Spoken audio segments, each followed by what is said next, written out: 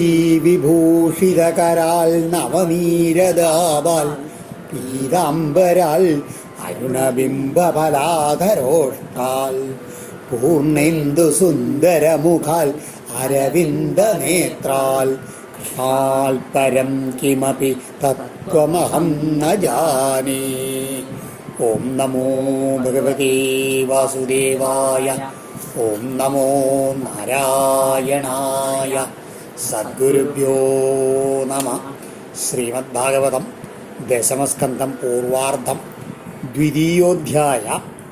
ശ്രീശുകൗവാച പ്രലംബഭഗചാണൂര തൃണാവർത്തമഹാശനൈ മുഷ്ടികാരിഷ്ടദ്വിവിധാ പൂതനാ കേശിധേനുകൈ അന്യൈശ്ചാസുരഭൂപാലൈർ ബാണഭൗമാദിഭിർയുത യദൂനാം കഥനം ചക്രേ ബലീ മാഗധ സംശ്രയാ. ശ്രീ ശിവബ്രഹ്മർഷി പരീക്ഷിതിനോട് കഥ തുടരുകയാണ്. അതിനുശേഷം ഈ നാരദ മഹർഷി വന്ന് അദ്ദേഹത്തിൻ്റെ ആ വാക്കുകൾ കേട്ട് കംസൻ എന്ത് ചെയ്തു? ആദ്യം തന്നെ യദുക്കളെ എല്ലാവരെയും അങ്ങോട്ടും ഇങ്ങോട്ടും ഓടിപ്പായിച്ചു എന്ന് പറഞ്ഞില്ലേ? ഉഗ്രസേനെ പിടിച്ച് ബന്ധനത്തിലാക്കി വസുദേവനെയും ദേവകിയും കാരാഗൃഹത്തിലിട്ട് അടച്ചു. അതിനുശേഷം ബലവാനായിട്ടുള്ള കംസൻ മാഗധ സംശ്രയം, അതായത് മാഗധൻ എന്ന് പറഞ്ഞാൽ ജരാസന്ധ രാജാവാണ്, മഗധയിലെ രാജാവ്. ആ ജരാസന്ധൻ്റെ സഹായത്തോടെ, ഈ ജരാസന്ധൻ എന്താണ്? കംസൻ്റെ പത്നിമാരുടെ അച്ഛനാണ്. അപ്പോൾ അത് ഇനി അദ്ദേഹത്തിനോട് കംസവത്തിന് ശേഷം പറയും. ഹസ്തി പ്രാപ്തി എന്ന് പറഞ്ഞ 2 പത്നിമാരാണ് കംസനുണ്ടായിരുന്നത്. അവർ ജരാസന്ധൻ്റെ പുത്രിമാരായിരുന്നു എന്നൊക്കെ പറയും. അപ്പോൾ തൻ്റെ ശുശുരനായിട്ടുള്ള ജരാസന്ധൻ്റെ ശക്തിൻ്റെ കൂടെ അതിനു പുറമെ പ്രളംബൻ, ഭഗൻ, ചാണൂരൻ, തൃണാവർത്തൻ, മഹാസനൻ, മുഷ്ടികൻ, അരിഷ്ടൻ, ദ്വിവിധൻ, പൂതന, കേശി, ധേനുകൻ, ഇങ്ങനെയുള്ള അനവധി ദുഷ്ടന്മാരായിട്ട് അസുരന്മാരും ഒപ്പം അന്യൈ അസുര ഭൂപാലിച്ച് അസുര രാജാക്കന്മാരോടും കൂടിയിട്ട്, അങ്ങനെയാണ് ആരാണ്? ബാണൻ, ഭൗമൻ, അതായത് നരകാസുരൻ, ഇങ്ങനെയുള്ള രാജാക്കന്മാരോട് കൂടിയിട്ട് യദൂനാം കഥനം ചക്രേ, യാദവന്മാർക്ക് വല്ലാണ്ട് ദ്രോഹം ചെയ്യാൻ തുടങ്ങി. തേ പീഡിതാനി വിവിശു കുരു പാഞ്ചാലകേകയൻ ശാൽവൻ വിദർഭൻ നിഷതൻ വിദേഹൻ കോസലാനബി. പീഡിപ്പിക്കപ്പെട്ട അവരെ പീഡിതാത്തേ കുരു പാഞ്ചാലകേകയൻ, കുരുദേശത്തിലെ പാഞ്ചാലദേശത്തിലെ കേകയത്തിലെ, അതുമാതിരി ശാൽവാൻ വിദർഭാൻ, ശാൽവന്റെ രാജ്യത്തിലെ, വിദർഭന്റെ രാജ്യത്തിലെ, വിദേഹത്തിലെ, നിഷധത്തിലെ, കോസലം, ഇങ്ങനെയുള്ള രാജ്യങ്ങളിലേക്കൊക്കെ നിവിവിശു അഭയം തേടിച്ച് ഓടിപ്പോയി. ഏകേ തമരുന്ധാന ജ്ഞാതയ പര്യുവാസരേ അതേഷു ഷട്സു ബാലേഷു ദേവക്യാ ഔഗ്രസേനിന സപ്തമോ വൈഷ്ണവം ധാമ യമനന്തം പ്രജക്ഷരേ ഗർഭോ ബഭൂവ ദേവക്യാ ഹർഷശോക വിവർധന. ഇങ്ങനെ ഈ വേറെ ചിലരെ ജ്ഞാതയ ഏകെ ചില ബന്ധുക്കൾ എന്ത് ചെയ്തു? അദ്ദേഹത്തിനെ തന്നെ അനുകൂലിച്ചുകൊണ്ട്, ആ കംസനെ എതിർക്കാണ്ട് കംസനെ അനുകൂലിച്ചുകൊണ്ട്, കംസൻ്റെ സേവന പ്രവൃത്തികളൊക്കെ ചെയ്തുകൊണ്ട്, അദ്ദേഹത്തിനെ ചുറ്റിപ്പറ്റിക്കൊണ്ട് അങ്ങനെ അവിടെ മധുരാപുരി തന്നെ കഴിഞ്ഞുകൂടി അക്രൂരൻ തുടങ്ങിയിട്ടുള്ള ആൾക്കാരെ. അങ്ങനെ ഇരിക്കുന്ന സമയത്ത് ദേവക്യ ഷട്സു ബാലേഷു ഔഗ്രസേനിന ഹതേഷു, ദേവകിയുടെ 6 പുത്രന്മാരും ഇപ്രകാരം ഉഗ്രസേനന്റെ പുത്രനായുള്ള കംസനാൽ വധിക്കപ്പെട്ട ശേഷം സപ്തമഗർഭ, ദേവകിയുടെ 7ാമത്തെ ഗർഭമായിട്ട് ഉണ്ടായത് ആരാണ്? ഈ അനന്തം പ്രജക്ഷതേ, ആരെയാണ്? ആദിശേഷൻ എന്ന് പറഞ്ഞു വരുന്നത്. ആ വൈഷ്ണവം ധാമ, വൈഷ്ണവ തേജസ് ഉണ്ടായി ഗർഭത്തിൽ പ്രവേശിച്ചു ദേവക്യ ഹർഷശോക വിവർധന ബഭൂവ. ദേവകിക്ക് സന്തോഷമുണ്ടായി, സങ്കടവും വർദ്ധിപ്പിക്കുമാറാണ് ഈ സംഘർഷന്റെ വരവ് എന്ന് പറയുകയാണ്. എന്താണ്, എങ്ങനെയാണ് സന്തോഷം ഉണ്ടാവാൻ കാരണം എന്ന് വെച്ചാൽ തൻ്റെ ഭഗവാൻ തൻ്റെ 7ാമത്തെ പുത്രനുണ്ടായി. 8ാമത്തെ പുത്രനാകുമ്പോഴേക്കും ഉണ്ടല്ലോ തനിക്ക് രക്ഷ കിട്ടുന്നുള്ളതാണ് സന്തോഷം. ആ സങ്കടം എന്താ ഇനി വരാൻ പോണത്? ആ ഗർഭം മനസ്സിൽ പോകുമ്പോൾ സങ്കടം ഉണ്ടാവും. അതാണ് ഹർഷശോക വിവർധന എന്ന് പറയാൻ കാരണം. ഭഗവാനപി വിശ്വാത്മാ വിദിത്വാ കംസജം ഭയം യദൂനാം നിജനാഥാനാം യുഗമാജം സമാധിസൽ. ആ ഏഴാമത്തെ ഗർഭം ധരിച്ചു അങ്ങനെ അലസിപ്പൂന്ന ദേവയ്ക്കറിയില്ല എന്താണ് ഇവനെയും കംസൻ കൊല്ലുകയുള്ളൂ എന്നുള്ള ആ ഒരു ദുഃഖമാണ് ഉണ്ടായിരുന്നത്. ഏഴാമത്തെ പുത്രൻ ജനിച്ചു എന്നുള്ള സന്തോഷം ഉണ്ടായി, ഒപ്പം തന്നെ ഈ ദുഃഖം ഉണ്ടായി എന്നാണ് പറയുന്നത്. ആ സമയത്ത് ലോകത്തിൻ്റെ മുഴുവൻ ആത്മാവായിട്ടുള്ള ആ ഭഗവാൻ എന്തു ചെയ്തു? കംസ വിദിത്വാ കംസജം ഭയം, കംസനാൽ ഉണ്ടാക്കപ്പെട്ട ഭയം അറിഞ്ഞിട്ട് ആർക്ക്? നിജനാഥാനാം യദൂനാം, താൻ നാഥനായിട്ടുള്ള, താൻ മാത്രം രക്ഷയായിട്ടുള്ള യദുക്കളുടെ ഈ ദുഃഖത്തെ കണ്ടിട്ട് യോഗമായാം സമാധിശൽ, ആ തൻ്റെ യോഗമായി എങ്ങട് നിയോഗിച്ചു. എന്തിനാണ് ഭഗവാൻ ദേവിയോട് പറയുകയാണ്, ഗച്ഛദേവി പ്രജം ഭദ്രേ ഗോപഗോപിരലങ്കൃതം രോഹിണീ വസുദേവസ്യ ഭാര്യാസ്തേ നന്ദഗോകുലേ അന്യാശ്ച കംസസംവിഘ്ന വിവരേഷു വസന്തി. ഹേ ഭദ്രേ ദേവി, ഭഗവതി ഒരു കാര്യം ചെയ്യണം. അതായത് മംഗളമൂർത്തിയായിട്ടുള്ള ദേവി എന്ത് ചെയ്യണം? ഗോപി അലങ്കൃതം, നല്ല ഗോപന്മാരാലും ഗോക്കളാലും അലങ്കൃതമായിട്ടുള്ള വ്രജം ഗച്ഛ, ഗോകുലത്തിലേക്ക് ഭഗവതി പോകൂ.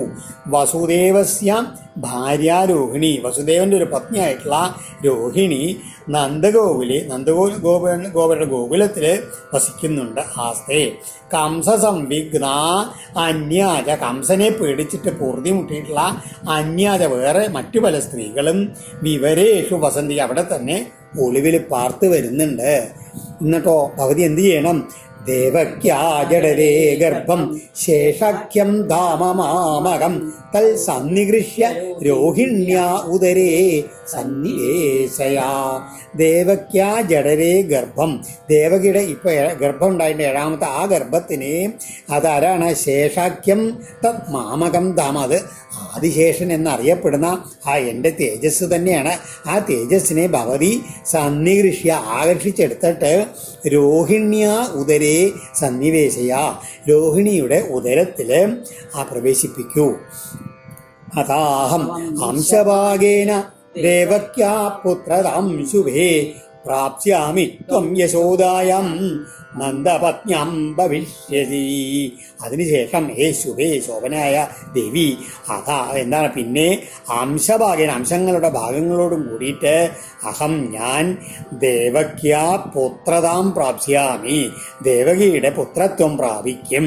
ത്വം ഭവതിയും നന്ദപത്ന്യാം യശോദായാം ഭവിഷ്യസി, നന്ദപത്നിയായുള്ള യശോദയിൽ ഭവതിയും പുത്രിയായിട്ട് ജനിക്കണം എന്ന് പറയുകയാണ്. ഒരു സ്ത്രീയുടെ ഗർഭം ഇങ്ങനെ ഭ്രൂണത്തിനെ ഇങ്ങനെ മറ്റൊരു വീട്ടിലേക്ക് മാറ്റുക എന്നുള്ളത് ദൈവികമായിട്ടുള്ള ശക്തികൾ, അല്ലാണ്ട് ശസ്ത്രക്രിയകളെ കൊണ്ടോ ഒന്നും സാധ്യമല്ല എന്ന്. അതുകൊണ്ടാണ് ഭഗവാൻ യോഗമായി തന്നെ അതിനെ ആശ്രയിച്ചത് എന്നാണ് പറയുന്നത്. പിന്നെ ഇതിൽ അംശഭാഗേന എന്ന് പറഞ്ഞു കഴിഞ്ഞാൽ ഇവിടെ യഥാർത്ഥത്തിൽ ഭഗവാൻ ഈ അംശഭാഗം കൊണ്ടല്ല, ഭഗവാന്റെ പരിപൂർണ ഭാഗം കൊണ്ട് തന്നെയാണ് ഭഗവാൻ വരണം എന്നുള്ളത് വിസ്തരിച്ച് പറയുമ്പോൾ അറിയാം. കൃഷ്ണസ്തു ഭഗവാൻ സ്വയം എന്ന് പറയുന്നത്. അപ്പോൾ അംശഭാഗേന എന്ന് പറഞ്ഞാൽ തൻ്റെ ജ്യേഷ്ഠനായിട്ടുള്ള ബലരാമൻ തൻ്റെ അംശമുള്ള ഏട്ടൻ ആദ്യം വന്നു, ആ ഏട്ടനോട് കൂടിയിട്ട് ഞാനും ഇവിടെ വരുന്നുണ്ട് എന്ന് മാത്രം ധരിച്ചാൽ മതി.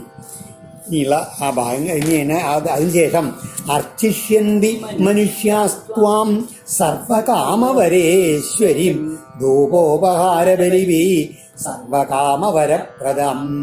ആ ദേവി യശോദാദേവിയുടെ ഗർഭത്തിൽ ജനിച്ചതിന് ശേഷം ഭവതി സർവകാമവരേശ്വരി, എല്ലാ കാമങ്ങളുടെയും വരങ്ങളുടെയും അതീശ്വരിയായിട്ട്, ഒപ്പം തന്നെ സർവകാമവരപ്രദാം, എല്ലാ കാമങ്ങളെയും വരങ്ങളുടെയും പ്രദാനം ചെയ്യുന്നവളുമായിട്ടുള്ള ഭവതിയെ മനുഷ്യ ഭവതിയെ ജനങ്ങൾ ധൂപോപഹാര ബലിവി, ധൂപം മുതലായുള്ള സാമഗ്രികളാലും ബലികളാലും അർച്ചിഷ്യന്തി, പൂജിക്കും.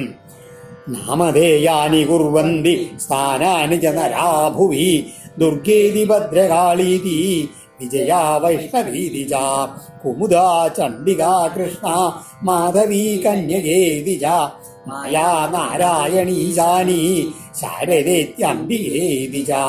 ഭഗവതിക്ക് മനുഷ്യന്മാർ ധാരാളം ക്ഷേത്രങ്ങൾ നിർമ്മിക്കും, പല നാമധേയങ്ങളും അവിടെ ഉണ്ടാവുമെന്ന് പറയുകയാണെങ്കിൽ ദുർഗ, ഭദ്രകാളി, വിജയ, വൈഷ്ണവി, കുമുദ, ചണ്ഡിക, കൃഷ്ണ, മാധവി, കന്യക, മായ, നാരായണി, ഈശാനി, ശാരദ, അംബിക, അങ്ങനെ പല പേരുകളിലും ഭഗവതി അറിയപ്പെടും.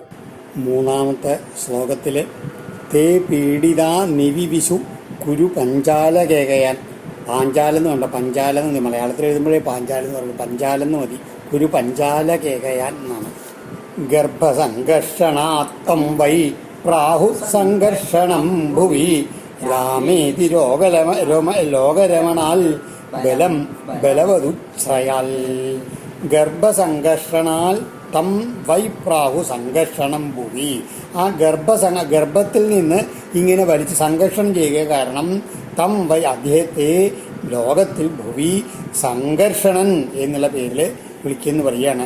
ലോകരമണാൽ രാമ ഇത് ലോകനെ മുഴുവൻ രമിപ്പിക്കുന്നതിനാൽ രാമനെന്നും ബലവതുച്ഛയാൽ ബലവാന്മാരിൽ വെച്ച് ശ്രേഷ്ഠനാകിയാൽ ബലൻ എന്നും പ്രാഹു പറഞ്ഞു വരും എന്ന് പറയുകയാണ്. അതായത് ഈ ആദിശേഷൻ്റെ അവതാരമായിട്ട് ബലരാമസ്വാമിയെ പറ്റിയാണ് പറയണത്. സന്ദിഷ്ടൈവം ഭഗവതാ തഥേത്യോമിതി തദ്വചാ പ്രതിഗൃഹ്യ പരിക്രമ്യ ഗാം ഗതാ തത്തഥാകരോൽ. ഭഗവതാ ഏവം സന്ദിഷ്ട, ഭഗവാനാൽ ഇപ്രകാരം നിർദ്ദേശിക്കപ്പെട്ട ദേവി ഓം ഇതി തഥാ ഇതി, ഓ ശരി അങ്ങനെ തന്നെ ആവട്ടെ എന്നും പറഞ്ഞ് തദ്വചാം പ്രതിഗൃഹ്യ ഭഗവത് വാക്യത്തെ സ്വീകരിച്ചിട്ട് പരിക്രമ്യത ഭഗവാനെ വലം വെച്ച ഗാം ഗത ഭൂലോകത്തിൽ ചെന്നിട്ട് തഥാ അകരോൽ ഭഗവാൻ എന്തൊക്കെ നിർദ്ദേശിച്ചോ ആ രീതിയിൽ എല്ലാം ചെയ്തു എന്ന് പറയുകയാണ്. രോഹിണിയുടെ ആ ഗർഭത്തിലേക്ക് ആ യോഗമായാലും മാറ്റി സ്ഥാപിക്കപ്പെട്ടുള്ള ഭ്രൂണം അവിടെ വളർന്ന് പൂർണ്ണമായ സമയത്ത് ബലരാമസ്വാമി ജനിച്ചു. ബലരാമൻ്റെ അവതാരം നടന്നത് ഭാദ്രപദ മാസത്തിലെ കൃഷ്ണപക്ഷത്തിലെ ഷഷ്ടി ദിവസമാണെന്നാണ് പറയുന്നത്. അതായത് ശ്രീകൃഷ്ണാവതാരത്തിന് 2 നാൾ മുമ്പാണ് ഉണ്ടായിട്ടുള്ളതാണ്. പക്ഷെ നമ്മളൊക്കെ ഇപ്പോൾ പറയും ആ വൈശാഖ മാസത്തിലെ അക്ഷയ തൃതീയയിലാണെന്ന് എന്ന് ചിലരൊക്കെ വിശ്വസിക്കുന്നുണ്ട്. അത് അക്ഷയ തൃതീയയിൽ ശരിക്കും പരശുരാമാവതാരമാണ് ഉണ്ടായിരിക്കുന്നത്. അപ്പോൾ ആ രാമൻ എന്നുള്ള ഉദ്ദേശിച്ചുകൊണ്ടാവാം ബലരാമാവതാരം എന്ന് പറയാൻ കാരണം. പക്ഷെ കാരണം അതിൽ രാമാഖ്യ സമയേ ഹരി എന്നൊരു വാക്യമുണ്ട് ആ നിർണയ സിന്ധുവിൽ. പക്ഷേ അതിൽ രേണുകായാസ്തു എന്നുകൂടി കൂടെ ചേർത്തുകൊണ്ട് പരശുരാമനാണ്, അത് ബലരാമനല്ല എന്നാണ് പറയുന്നത്. അപ്പോൾ ഈ അക്ഷയ തൃതീയയിൽ എങ്ങനെ ബലരാമൻ സ്വാമിയുടെ ജനനം എന്നുള്ളത് അറിയുന്നില്ല. ഇത് പ്രകാരം ഭഗവാന്റെ അവതാരത്തിന് 2-3 ദിവസം മുമ്പാണ് ബലരാമസ്വാമിയുടെ അവതാരം ഉണ്ടായതെന്നാണ് ശ്രീധരവാര്യർ പറഞ്ഞത്. ഗർഭേ പ്രണീതേ ദേവക്യാ രോഹിണീം യോഗനിദ്രയാ അഹോ വിശ്രംസിതോ ഗർഭ ഇതി പൗരാഭിജുക്രുശു. യോഗനിദ്രയാ ദേവക്യാ ഗർഭേ, ഇങ്ങനെ യോഗനിദ്രയാൽ ദേവകിയുടെ ഗർഭം രോഹിണിയും പ്രണീതേ, രോഹിണിയിലേക്ക് അങ്ങനെ നയിക്കപ്പെട്ട സമയത്ത് ഗർഭ വിസയോ ദേവകിയുടെ 7ാമത്തെ ഗർഭം അലസിപ്പോയി, അഹോ കഷ്ടം എന്ന് പൗരാവിജുക്രുശു, പൗരജനങ്ങളെല്ലാവരും നിലവിളിച്ചു എന്ന് പറയാണ്. ആ സമയത്ത് ഭഗവാനപി വിശ്വാത്മാ ഭക്താനാം അഭയങ്കര ആവിവേശാംശഭാഗേന മന ആനകതുന്തുവേ. ആ സമയത്ത് ഭക്തന്മാർക്ക് അഭയങ്കരനായിട്ടുള്ള സംരക്ഷണം നൽകുന്നവനായിട്ടുള്ള എല്ലാ ഭയങ്ങളെയും തീർക്കുന്നവനായിട്ടുള്ള വിശ്വാത്മാ ലോകത്തിൻ്റെ മുഴുവൻ ആത്മാവായിട്ടുള്ള ഭഗവാൻ അംശഭാഗേന അംശങ്ങളുടെ ഭാഗത്തോടു കൂടി ആനകതുന്തുവേ മന ആവിവേശ, വസുദേവൻ്റെ മനസ്സിലേക്ക് അങ്ങോട്ട് പ്രവേശിച്ചു. സവിഭ്രൽ പൗരുഷം ധാമ ഭ്രാജമാനോ യഥാരവി ദുരാസതോ അതിദുർദർശോ ഭൂതാനാം സംബഭൂവ.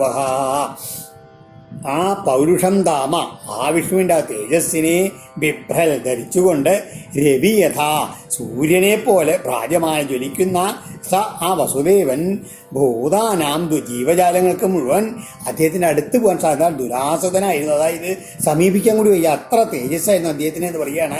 അതിദുർദർശ ആക്രമിക്കാൻ പറ്റാത്തവനും ആയിട്ടങ്ങനെ സംഭവൂവഹ സംഭവിച്ചു അത്രേ എന്നാണ് പറയണത്. ആർക്കും അടുക്കാൻ പറ്റാത്ത തേജസ്സായിരുന്നു ആ സമയത്ത് വസുദേവന്. തതോ ജഗന്മംഗളമച്യുതാംശം സമാഹിതം ശൂരസുതേന ദേവി ദധാര സർവാത്മകമാത്മഭൂതം കാഷ്ടായദാനന്ദകരം മനസ്താ. തഥാ അതിൽ പിന്നെ ദേവകീ ദേവി ശൂരസുതേന സമാഹിതം, ആ വസുദേവനാൽ നന്നായി അർപ്പിക്കപ്പെട്ടതായും സർവാത്മകം ജീവജാലങ്ങളുടെ മുഴുവൻ ആത്മാവായതും ആത്മബോധം ആദ്യമേ തന്നെ തന്നിൽ അന്തർഭവിച്ചിരുന്നതും ജഗന്മംഗളം ലോകത്തിന് മംഗളകരവുമായിട്ടുള്ള അച്യുതാംശം ആ മഹാവിഷ്ണുവിൻ്റെ അംശത്തെ, അതായത് വസുദേവൻ തന്നിൽ ആ വന്നിട്ടുള്ള ഭഗവാന്റെ മനസ്സിൽ വന്നിട്ടുള്ള അംശത്തെ ദേവതയിലേക്കാണ് കൊടുക്കുകയാണ്. എങ്ങനെയാണ്? കാഷ്ട ആനന്ദകരം യഥാ മനസ്ഥ ദധാര, അതായത് ദേവിയുടെ മനസ്സിലേക്കായിട്ട് കൊടുക്കുകയാണ്. ആ മഹാവിഷ്ണുവിൻ്റെ അംശത്തെ കിഴക്ക് ദിക്ക് എങ്ങനെ ചന്ദ്രൻ ഉദിച്ചാൽ ശോഭിക്കണോ അതേമാതിരി മനസ്സുകൊണ്ട് അങ്ങോട്ട് ധരിച്ചു എന്ന് പറയുകയാണ്. പൂർണ്ണചന്ദ്രനെ സ്വീകരിക്കുന്നത് പോലെയാണ്, അത്യാഹ്ലാദത്തോടെയാണ് ദേവകീ ദേവി ആ തേജസ്സിനെ തൻ്റെ മനസ്സുകൊണ്ട് അങ്ങോട്ട് സ്വീകരിച്ചത്. അതായത് രണ്ടുപേരും സ്ത്രീപുരുഷ സംയോഗം ഉണ്ടായില്ല, രണ്ടുപേരും ബന്ധനത്തിലാണ്. അത് ആലോചിക്കണം. അപ്പോൾ വീര്യസംക്രമണത്തിനൊന്നും സ്ഥാനമില്ല. അതുകൊണ്ടാണ് ആധ്യാത്മികമായിട്ടുള്ള പ്രക്രിയയിലൂടെയാണ് ഈ ദേവി ഗർഭം ധരിച്ചത് എന്ന് പറയാൻ കാരണം. കംസന്റെ ബന്ധനം ഇവിടെ പ്രതിബന്ധമായില്ല എന്നർത്ഥം. സാ ദേവകീ സർവജഗന്നിവാസഭൂതാ നിതരം നരേജേ ഭോജേന്ദ്രഗേഹേ നിശികേ വരുദ്ധ സരസ്വതി ജ്ഞാനകലേ യഥാ സതി.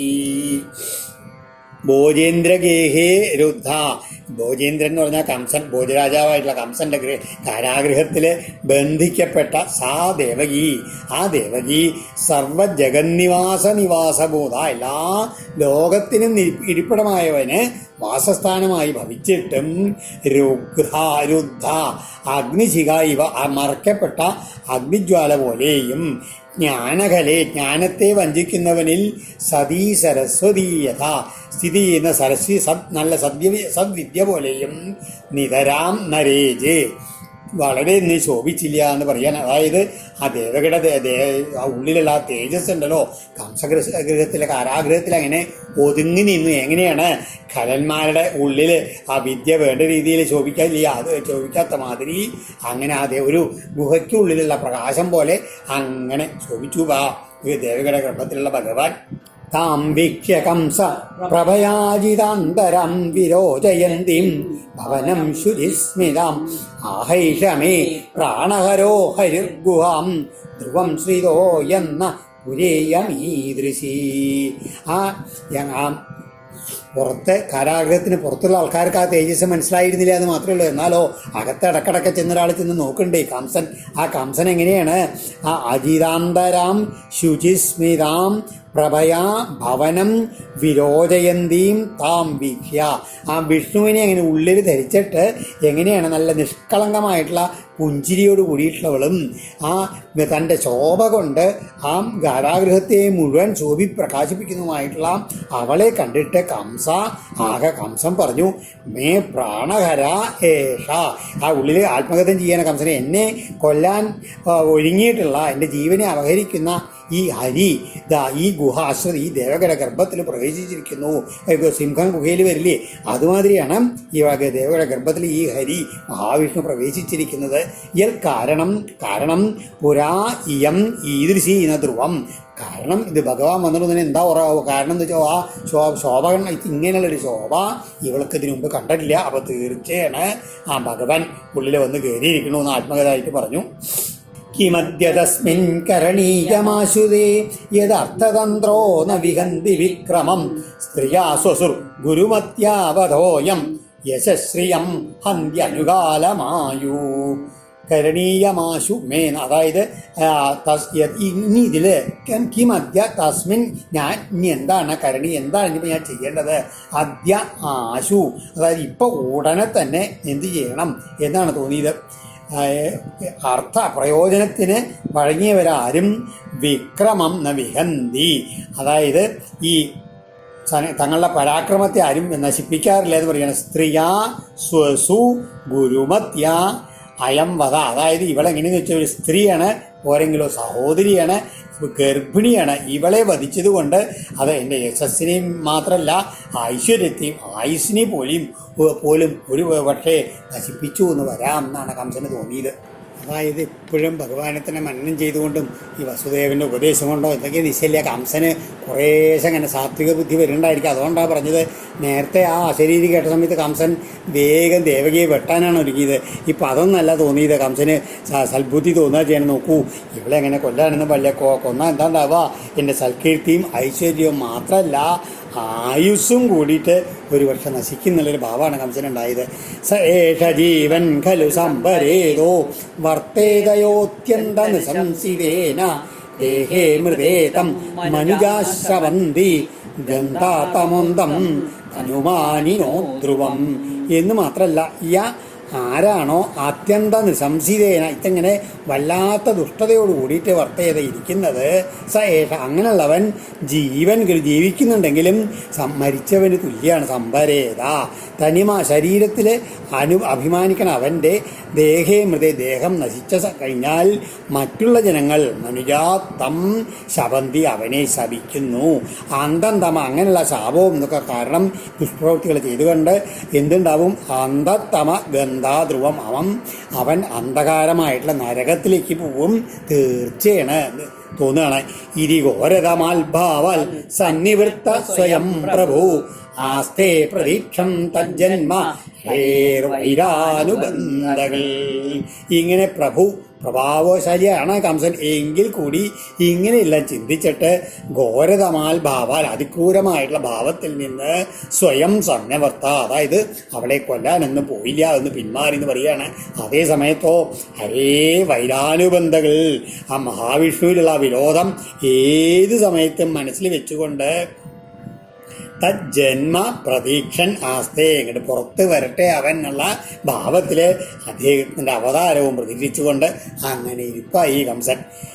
ആസീന സംവിശൻ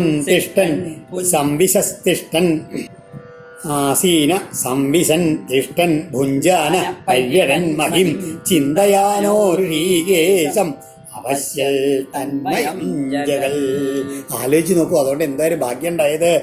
ആസീന ഇരിക്കണ സമയത്ത്, സംവിശൻ കിടക്കണ സമയത്ത്, തിഷ്ടൻ നിൽക്കണ സമയത്ത്, ഭുഞ്ചാന ഭക്ഷണം കഴിക്കണ സമയത്ത്, മഹീം പര്യടൻ ഭൂമിയിൽ അങ്ങനെ നടക്കുമ്പോഴും എന്താണ് ഋഷീകേശം ചിന്തയാന ഈ മഹാവിഷ്ണുവിനെ തന്നെ ചിന്തിച്ചുകൊണ്ട് ജഗത് തന്മയം അവശ്യൽ ഈ ലോകം മുഴുവൻ പരിപൂർണമായിട്ട് വിഷ്ണുമയമായിട്ടാണ് വീക്ഷിക്കാൻ കാര്യമാണ്. എല്ലാ ദിക്കിലും ഭഗവാനെയും പേടികാരനെ എവിടെ നോക്കിയാലും വിഷ്ണു ഉണ്ടെന്നുള്ള ഭാവത്തിൽ എല്ലാ സമയത്തും മഹാവിഷ്ണു തന്നെ ശത്രുഭാവത്തിനെ ചിന്തിച്ചുകൊണ്ട് ലോകം മുഴുവൻ അങ്ങനെ വിഷ്മയമായിട്ട് കാണാൻ പറ്റിയെന്ന് പറയുകയാണ്.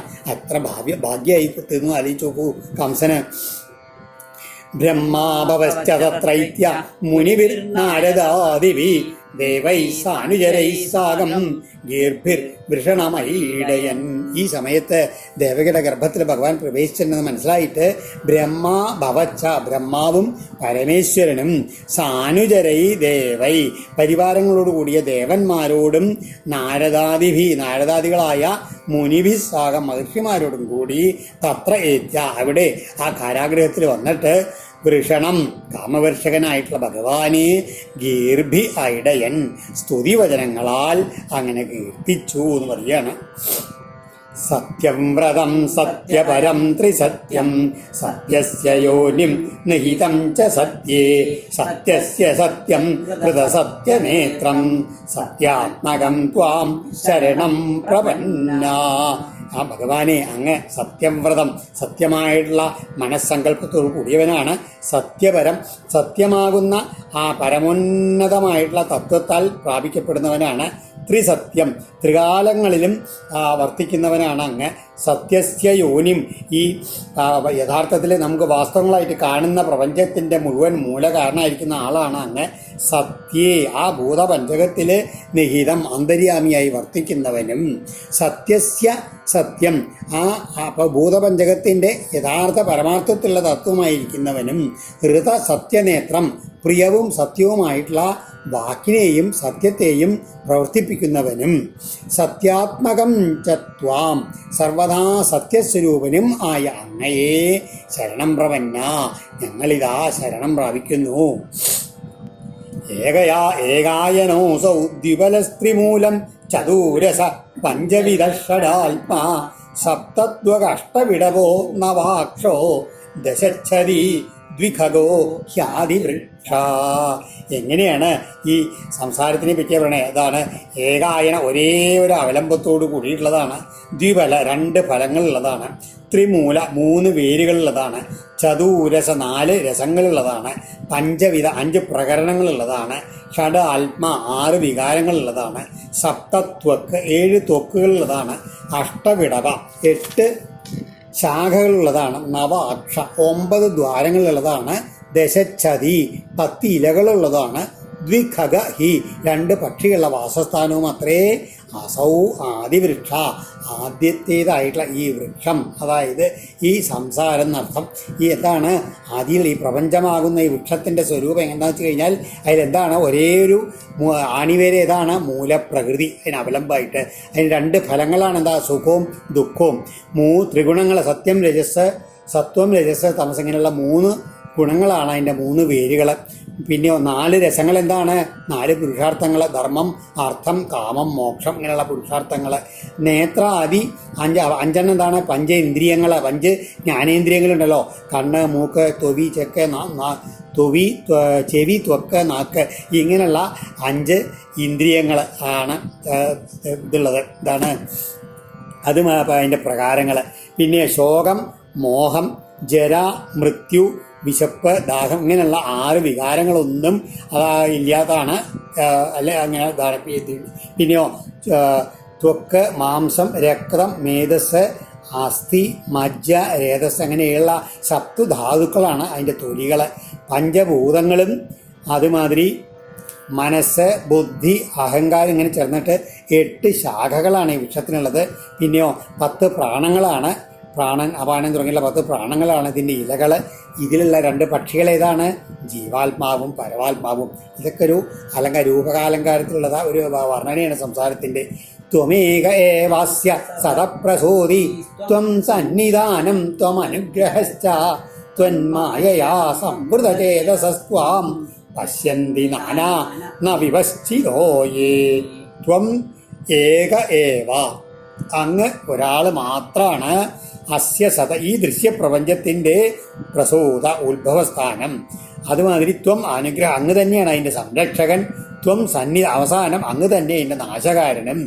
ഇതെങ്ങൾക്ക് എങ്ങനെയാണ്? ത്വൻ മായയാ സംവൃത ചേതസ, അങ്ങയുടെ മായയാൽ മൂടപ്പെട്ട മനസ്സോടു കൂടിയവൻ. ത്വാം നാനാപശ്യന്തി, അങ്ങയെ പല രൂപത്തിലായിട്ട് അങ്ങനെ കാണുന്നു. വിവശ്ചിത, എന്നാൽ മായയ്ക്ക് അതീതരായിട്ടുള്ള വിവേകികൾ അപ്രകാരമല്ല, അങ്ങയുടെ യഥാർത്ഥ രൂപത്തിൽ കാണും ചെയ്യുന്നു. വിവർഷിരൂപണ്യവബോധ ആത്മാ ക്ഷേമായ ലോകസ്യ ചരാചരസ്യ സത്വോപപന്നാനി സുഖാവഹാനി സതം അഭദ്രാണി മുഹുഖലാനാം. അങ്ങ് എങ്ങനെയാണ് ഓരോ അവതാരങ്ങൾ എടുക്കുന്നത്? ചരാചരസ്യ ലോകസ്യ ക്ഷേമായ, ഈ ചലിക്കുന്നതും ചലിക്കാത്തതുമല്ല എല്ലാ വസ്തുക്കളും അടങ്ങിയുള്ള ലോകത്തിൻ്റെ ക്ഷേമത്തിനായി സത്വോപപന്നാനി, സത്വഗുണത്തിന് ഇണങ്ങുന്നതായ സദാം സത്തുക്കളായുള്ള ജനങ്ങൾക്ക് സുഖാവഹങ്ങളും അതേ സമയത്ത് ഖലാനാം അഭദ്രാണി, ദുർജനങ്ങൾക്ക് അമംഗളകരങ്ങളുമായിട്ടുള്ള രൂപങ്ങളെ അവബോധ ആത്മാ, ജ്ഞാനസ്വരൂപിയായിട്ടുള്ള അങ്ങ് മുഹു വിവർഷി, വീണ്ടും വീണ്ടും അങ്ങനെ ധരിക്കുന്നു. ത്വയ്യംബുജാക്ഷാഖില സത്വധാംനി സമാധിനാവേശിതചേതസൈകേ ത്വൽപാദബോധേന മഹൽകൃതേന കുർവന്തി വത്സപദം ഭവാബ്ദിം. ഹേ താമരക്കണ്ണ, അംബുജാക്ഷ, അഖില സത്വധാമിനി ത്വയി, അത്യധികം സാത്വിക സ്വരൂപമായുള്ള അങ്ങയില് ചിലര് സമാധിന ആവേശിത ചേതസ, സമാധി കൊണ്ട് ദൃഢീകരിച്ച മനസ്സുകൊണ്ട് മഹത്കൃതേന, ഏറ്റവും മഹത്തായിട്ടുള്ള ഈ ഭവാബ്ധിം സംസാരസാഗരത്തെ ത്വത്പാദബോധേന, അങ്ങയുടെ ആ കാലടികളാകുന്ന ഒരു പൊങ്ങുതടിയാൽ നിഷ്പ്രയാസം, എങ്ങനെ ഗോവത്സപദം കുർവന്തി, പൈക്കുട്ടിയുടെ കുളമ്പിലെ വെള്ളം എന്നോണം നിഷ്പ്രയാസം തരണം ചെയ്യുന്നു. സ്വയം സമുത്തീര്യ സുദുസ്തരം ദ്യുമൻ ഭവർണവം ഭീമം അദഭ്രസൗഹൃദ നവൽപദാംബോരുഹനാവമത്രതേ നിരായയാതാ സദനുഗ്രഹോ ഭവാൻ. ഹേ ദ്യുമൻ, അത്യധികം തേജസ്സുള്ളവനെ പറയുകയാണ്. ഭവാൻ സദനുഗ്രഹ, അങ്ങ് എങ്ങനെയാണ് നല്ല അനുഗ്രഹശീലുള്ള ആളാണ് അങ്ങ്. സുദുസ്തരം ഭീമം ഭവാർണവം, ഇങ്ങനെ കടക്കാൻ വളരെ പ്രയാസമേറിയതും ഭയങ്കരവുമായിട്ടുള്ള ഈ സംസാര സമുദ്രത്തെ സ്വയം അവരവർ സമുത്തീര്യ തരണം ചെയ്ത ശേഷം അദബ്ര സൗഹൃദ അത്യന്തം കരുണാശാലികളായത്തെ അവർ ആരാണ് ഈ നേരത്തെ പറഞ്ഞില്ലേ സത്തുക്കൾ, അവർ നിഷ്പ്രയാസം ഭഗവാന്റെ പാദാംബോജങ്ങളെ ആശ്രയിച്ചിട്ട് ഈ സംസാരസാഗരത്തെ തരണം ചെയ്യും. എങ്ങനെ? ആ തോണിയാക്കിയിട്ട് ഭഗവാൻ ആ പദാംബോരുഹനാവം, ആ തൃപ്പാദവൽപ്പങ്ങളാവുന്ന ആ തോണിയെ അവരെന്ത് ചെയ്യും? അത്ര നിധായ യാത, അവരതുകൊണ്ട് പോകില്ല. അക്കര കടന്നു കഴിഞ്ഞാൽ ആ തോണിയെ ഇവിടെ തന്നെ വെച്ചിട്ട് അവർ പോയിരിക്കുകയാണ്. അതിൻ്റെ അർത്ഥം എന്താണ്? അവർ നമുക്ക് മാർഗം കാട്ടി തന്നു. നിഷ്പ്രയാസം സംസാരത്തെ സാഗരത്തെ തരണം ചെയ്യാനുള്ള മാർഗം എന്താണ്? ഈ ഭഗവാന്റെ പാദാരവിന്ദങ്ങളെ ആശ്രയിച്ചോളൂ എന്ന് പറഞ്ഞ് മനസ്സിലാക്കി തന്നുകൊണ്ടാണ് ആ സത്തുക്കൾ പോയത്. ഏന്യരവിന്ദാക്ഷ വിമുക്തമാനിന ത്വയ്യസ്തഭാവാൽ അവിശുദ്ധ ബുദ്ധയാ ആരുഹ്യ കൃച്ഛ്രേണ പരം പദം തദ പതന്ത്യലോനാദൃത യുഷ്മദംഘ്രയാ. എന്നാൽ അവരുടെ ആ വാക്കുകളെ ഉപദേശങ്ങളെയൊന്നും മാനിക്കാണ്ട് ചിലരുണ്ട്. ഭഗവാനെ തൊയ് അസ്തഭാവാൽ, അങ്ങയുടെ ഭക്തി തീരില്ലാണ്ട് അവിശുദ്ധ ബുദ്ധയ ചിത്തശുദ്ധി വിട്ടും കൈവരിക്കാത്തവരായിട്ട് വിമുക്തമാണ്, തങ്ങൾ വിമുക്തന്മാരാണെന്ന് സ്വയം അങ്ങനെ അഭിമാനിച്ചിട്ട് അന്യേയെ അവരെന്ത് ചെയ്യുന്നു? കൃച്ഛ്രേണ പരംപദം ആരുഹ്യ, വളരെ ക്ലേശിച്ച് ഉത്കൃഷ്ട സ്ഥാനത്ത് കയറിപ്പറ്റിയിട്ട് അനാദൃത യുഷ്മദംഘ്രയ, അങ്ങയുടെ ആ ശ്രീപാദപത്മങ്ങളെ ആദരിക്കാതെ തഥ അവിടെ നിന്ന് അധപ്പതന്തി അധപ്പതിക്കുന്നു എന്ന് പറയുകയാണ്.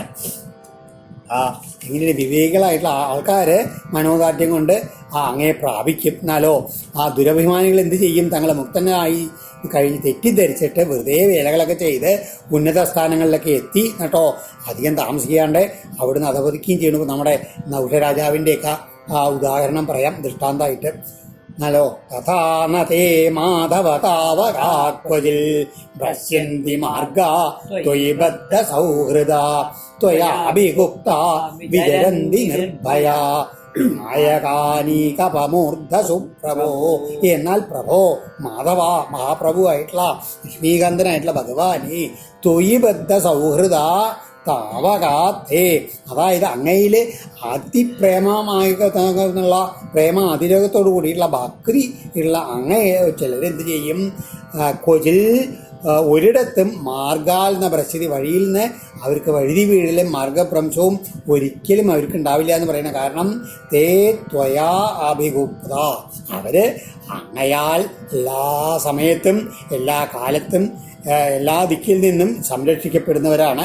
നിർഭയ, അവർ യാതൊരു പേടിയില്ലാണ്ട് വിനായകാനീകപമൂർധസു, വിഘ്നങ്ങൾ വരുന്നതിൻ്റെയൊക്കെ അതിൻ്റെ അധികന്മാരുടെ വിഘ്നദേവകളെക്കാൾ അധിപന്മാരുടെ അവരുടെ കൂടി ശിരസ്സിൽ അങ്ങനെ ചവിട്ടിക്കൊണ്ട് അവരങ്ങനെ വിചരന്തി സഞ്ചരിക്കുന്നു പറയാണ് നിർഭയന്മാരായിട്ട്.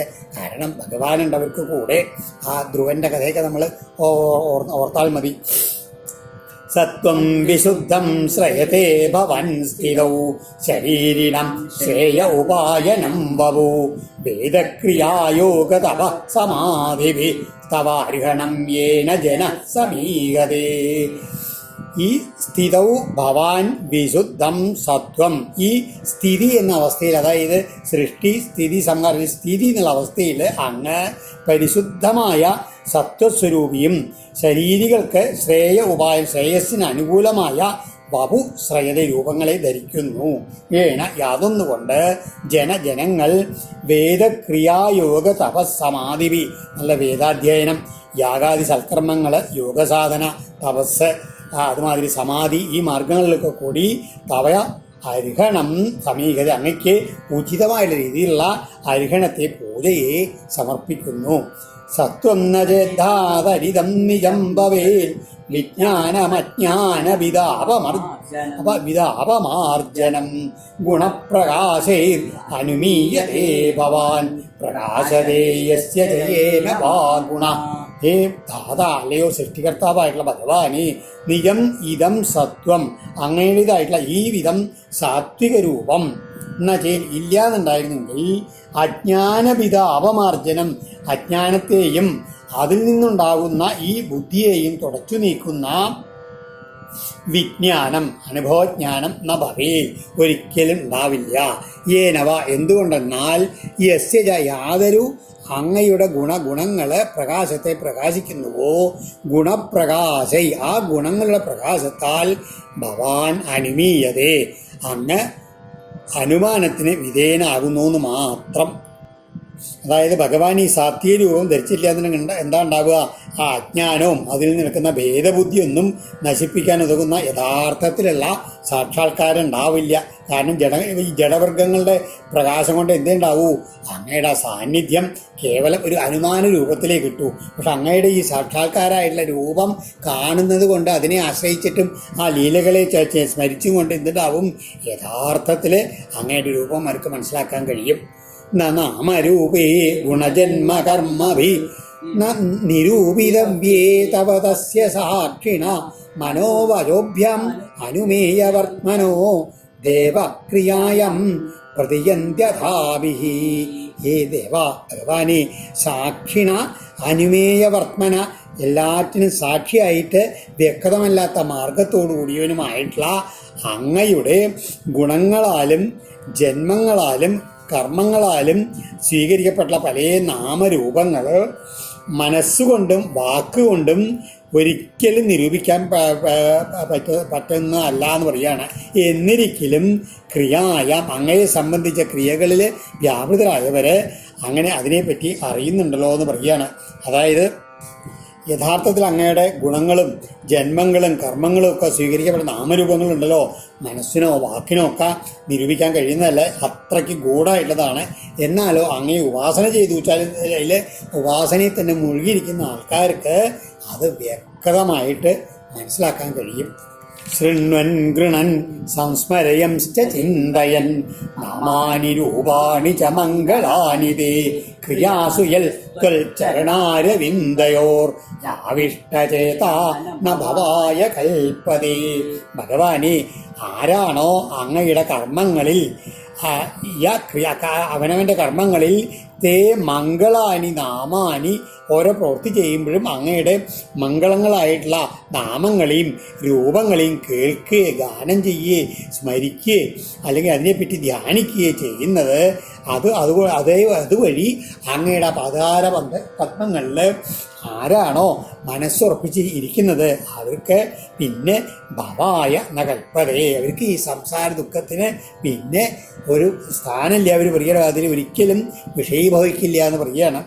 ദിഷ്ട്യാഹരേസ്യ ഭവതഃ പദോ ഭുവോ ഭാരോപനീത തവ ജന്മനീശിതോ ദിഷ്ട്യാംഗിരാം ത്വത്പദകൈ സുശോഭനൈ ദ്രക്ഷ്യാമഗാന്ത്യാം ച തവാനുകമ്പ്യാം. ഭാഗ്യം കൊണ്ട് ഭഗവാനേ, ശ്രീഹരേ, എന്താണ് ഈശിതു തവ ജന്മന, സർവേശ്വരനായിട്ടുള്ള അങ്ങയുടെ അവതാരം കൊണ്ട് ഭവതപ്പത് അങ്ങയുടെ തൃപ്പാദമായിട്ടുള്ള അസ്യാഭുവ, ഈ ഭൂമിയുടെ ഭാര അപനീത, ഭാരം ദൂരീകരിക്കപ്പെട്ടു. ഇപ്പം തന്നെ പറയാണ് ഗാം ധ്യാം, ഭൂമിയും സ്വർഗത്തെയും എത്രയും ശോഭനങ്ങളായിട്ടുള്ള അങ്ങയുടെ ആ പാദങ്ങളാൽ അടയാളപ്പെട്ടതായിട്ട് തവ അനുകമ്പിതാം, അങ്ങയുടെ കരുണയ്ക്ക് പാത്രീഭൂതമായിട്ടുള്ളതായിട്ട് ഞങ്ങളെല്ലാവരും അടിയങ്ങളെല്ലാവരും കാണാൻ പോകുന്നു. ഞങ്ങളുടെയൊക്കെ ഭാഗ്യം എന്നല്ലേ പറയണ്ടു ഭഗവാനെ. ആരാണോ എല്ലാ പ്രവൃത്തികളും ചെയ്യുന്ന സമയത്ത് അങ്ങയുടെ നാമം സങ്കീർത്തനം ചെയ്യണത്, ആരാണോ ആ ഗാനം ചെയ്യുകയും സ്മരിക്കുകയും ചെയ്യുന്നത്, അങ്ങനെ അങ്ങയുടെ ആ പാദങ്ങളിൽ സമർപ്പിച്ച മനസ്സോട് കൂടിയിട്ടുള്ള അവന് പിന്നീട് പുനർജന്മം ഉണ്ടാവില്ല എന്ന് പറയുകയാണ്. മോക്ഷത്തെ പ്രാപിക്കണം അവൻ. ഈ ശ്രീകൃഷ്ണാവതാരം കൊണ്ട് എന്തേ ഉണ്ടായത്? ഭൂമിയുടെ ഭാരം ദൂരീകരിക്കപ്പെട്ടു. അങ്ങയുടെ ലക്ഷണ സമ്പന്നങ്ങളായിട്ട് കാലടികളെ കൊണ്ട് ഭൂമിയും സ്വർഗമൊക്കെ ശോഭിക്കുമാറാകണേ ഭഗവാനെ, അത് കാണാൻ ഞങ്ങൾക്ക് ഭാഗ്യം ഉണ്ടാവണേ എന്നുള്ള രീതിയിലാണ് ബ്രഹ്മാവ് പറയണത്.